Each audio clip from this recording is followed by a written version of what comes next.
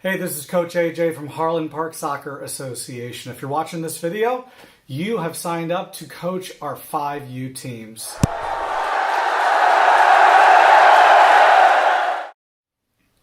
Five U soccer is awesome. It is the introductory level to soccer for a lot of these kids, which means that for you, there's really only one job. One job the whole entire season.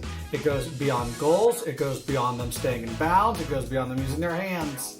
We just want them to have fun. We want them to have fun more than anything else.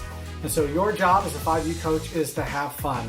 Go at this season with that mentality. Now, there are certain things that we want you to teach them too, of course, but if they walk away from this season having a blast, then they'll continue to come back and develop in the years to come.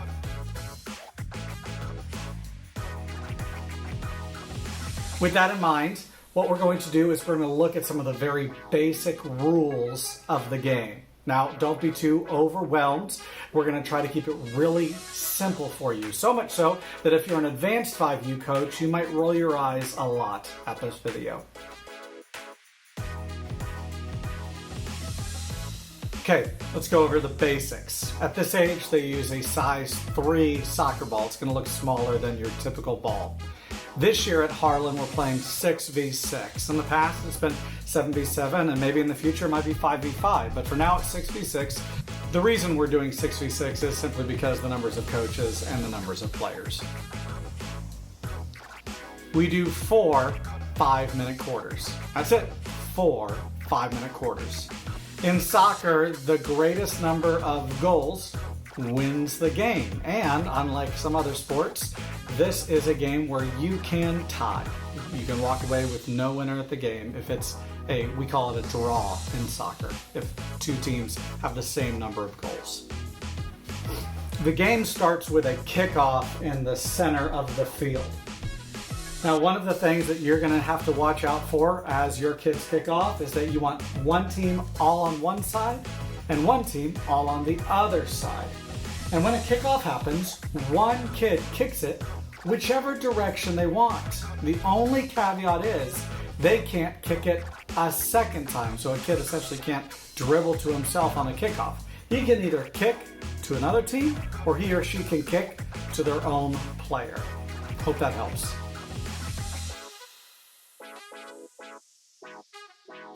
Another kind of no-brainer is that a goal is scored when the ball crosses the end line where the goal is. Well, what do I mean by that?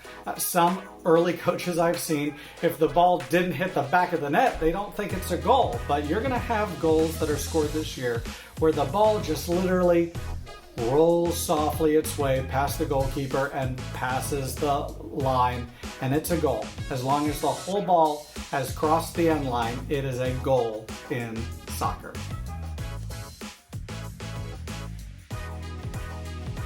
A goalie is allowed to use their hand inside the large penalty box area.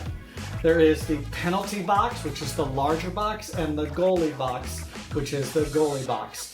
Goalies can use their hands in the whole penalty box area. Once a goalie has possession of the ball, we encourage the other team to back off. Once the goalie has possession, no other player can kick the ball out of their hands, or once their hands are on the ball, let's say on the grounds, no other player can kick it off their grasp.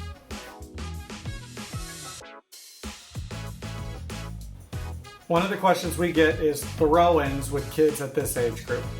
Really, just to make it simple, you take a ball, you put it in front of you, you put it over you, and then you put it in front of you again. And in that motion, you're going to throw the ball. Throw-ins take place when the ball goes out of the sidelines. So not out of the end lines, but out of the sidelines.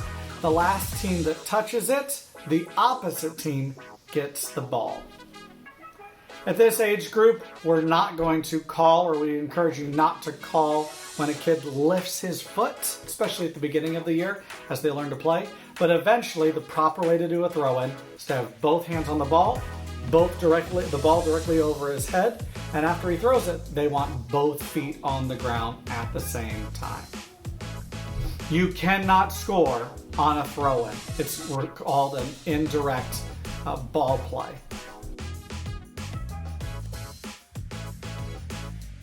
Now let's talk about penalties. You will have to occasionally blow a whistle at this age. Most of it is because of just lack of coordination. It actually is quite fun to watch little kids play the game. But when you have to call a penalty, certain things happen on a penalty.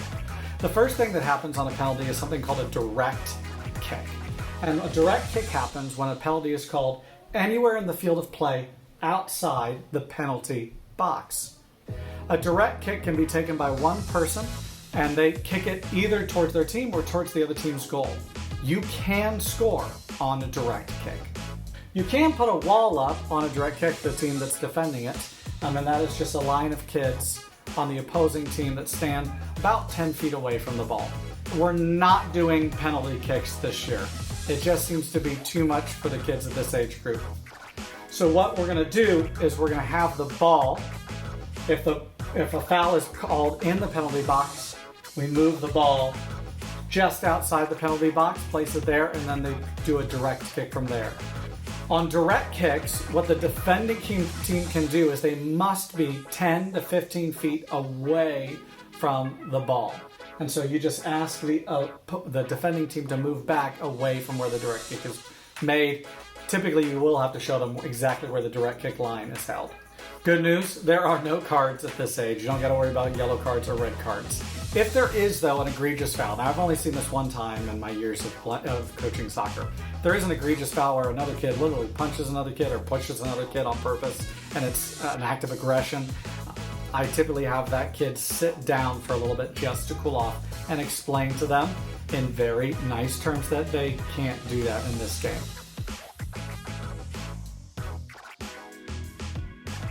Substitutions in this game are unlimited.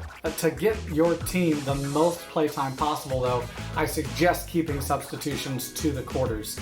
That way you don't have to substitute kids in and out while the clock is running, which is how it works in soccer. There's no pause of the clock, so they're losing game time. We ask at this age level that there are no headers and there are no slide tackling. If there is a header or a slide tackle, it is a direct kick for the other team where the infraction took place. At this age level, we want coaches to participate. There's not going to be refs at this level. You, as one of the referees, are going to be calling the fouls for your team, and we ask the other coach to call the fouls for their team as well. So invest in a whistle, learn how to blow it. You'll have to blow it loud for these kids so they get focused really heavy on the game. But we do that because we want you on the field with your kids. You're going to be helping them know where to stand. You're going to be helping them know how to kick or where to kick, know where to take the throw in. So having the coaches on the field at this age group really helps with their development.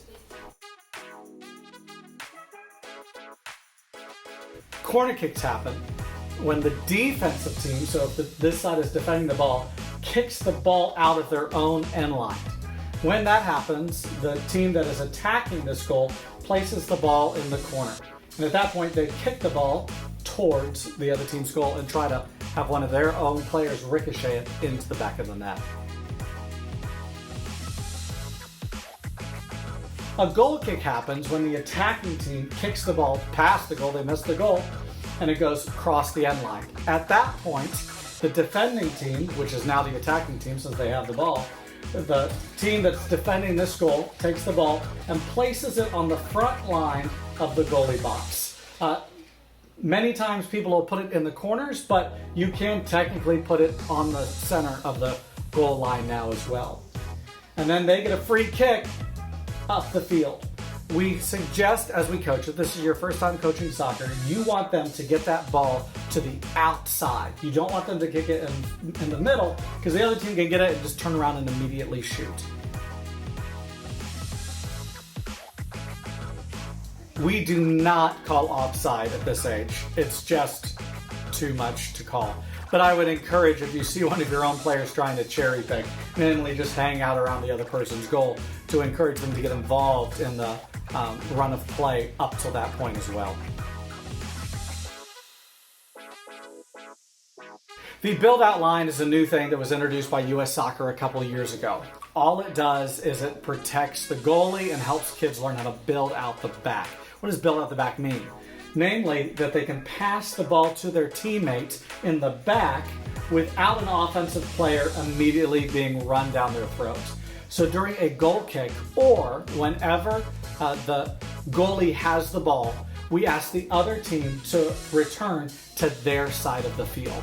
The goalie can then pass it to their teammate, or if it's a goal kick, the goalie can then pass it to their teammate here without one of the offensive players immediately there to steal the ball. It essentially takes away cheap goals and helps kids learn to move the ball up the field and then get rid of it in an efficient manner.